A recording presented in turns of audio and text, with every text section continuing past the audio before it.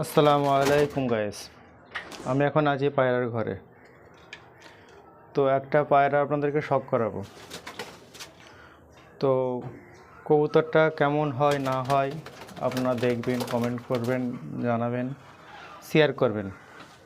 তো শেয়ার করলে কি হবে, আর একজন দেখতে পাবে, তো সেও বুঝতে পারবে পায়রাটা কেমন। তো কতগুলো বাচ্চা আমাদের ঘরে হয়েছে, তো তারই মধ্যে একটা বাচ্চা, এর আগেও একটা বাচ্চা ভিডিও করেছি, আর একটা ভিডিও করছি। তো বাচ্চাটা হচ্ছে এইটা, দেখুন কেমন বাচ্চা।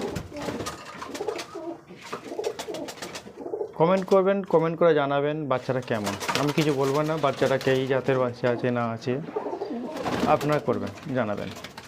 লেজের পালকটা কাঁচি দিয়ে কেটে দেওয়া হয়েছে। হ্যাঁ,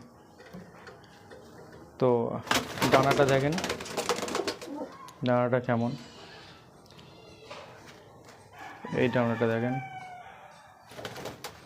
পায়রাটা দেখেন।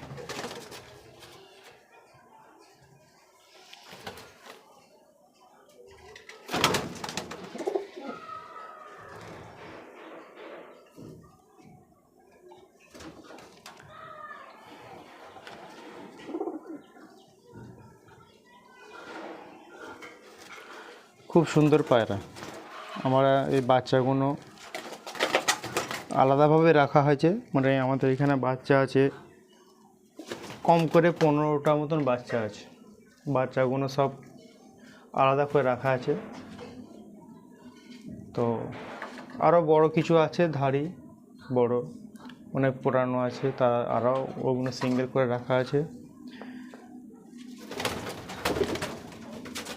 আর যেগুলো পেয়ার করা আছে সেগুলো অন্য এক জায়গায় রাখা আছে। তো আর একটা বাচ্চা শখ করাচ্ছে আপনাদের, এটা দেখেন, এটা চোখটা লাল আছে, ওটার চোখ সাদা ছিল, এটা চোখ লাল আছে। লালটাই বলছি কেননা, আর আপনারা জানাবেন কি পায়রা আছে। এই দেখুন, এদিকে চোখটা দেখুন, এর লেজের পালকটা পুরোটাই কালো আছে, মিডিল কি সাদা আছে। ডানাটাও কিছু কিছু ডানা বের হচ্ছে, বাকি আছে এখনো অনেক। এদিকেটা দেখেন, পুরো ভালোভাবে দেখেন বাচ্চাটা। সামনে থেকে একটু শক করে, কেন আমি একা আছি, ভিডিও করতে একটু অসুবিধাই হচ্ছে। হ্যাঁ, আপনি হয়তো দেখতে পাবেন কি জানি না, তো আমি তো দেখতে পাচ্ছি অবশ্য, পায়রা ঘরে আছি তো।